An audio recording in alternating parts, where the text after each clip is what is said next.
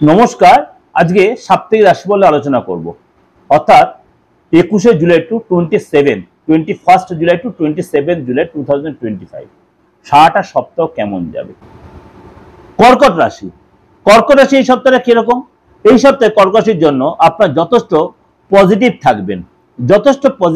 এই সপ্তাহে শুরুতে আপনার হঠাৎ কোনো ধনলাভ হতে পারে বা আর্থিক লাভের যোগ তৈরি হতে পারে। এই সপ্তাহে আপনার কথাবার্তার মধ্যে বা ব্যবহারের মধ্যে চেঞ্জ আসবে এবং আপনার কোনো হঠাৎ কোনো মনের মতো আপনার মনের মতো পরিবর্তন হবে। ব্যবসা কেরিয়ারে আপনার এই সপ্তাহে কিন্তু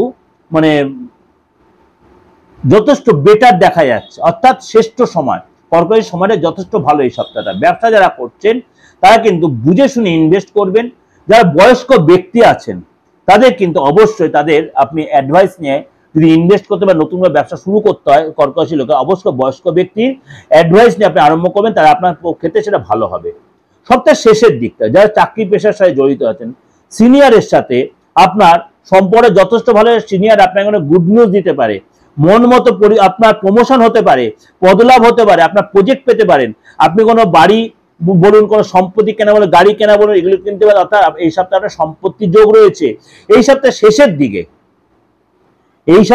শেষের দিকে আপনার যারা নর্মাল সবার জন্য বলছি, আপনার কিন্তু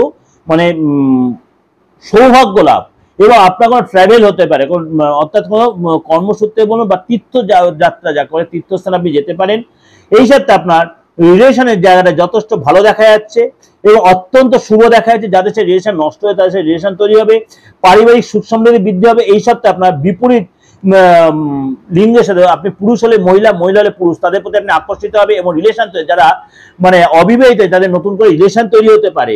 জীবনসাথীর সাথে আপনার যত সুখের সময় কাটাবে, জীবনে আপনি অনেকটা সময় কাটাতে পারবেন। সন্তানের জায়গাতে আপনার সন্তানের যাতে কোনো গুড নিউজ পেতে পারেন এবং সন্তানের শরীর আপনার শরীর যথেষ্ট ভালো দেখাবে।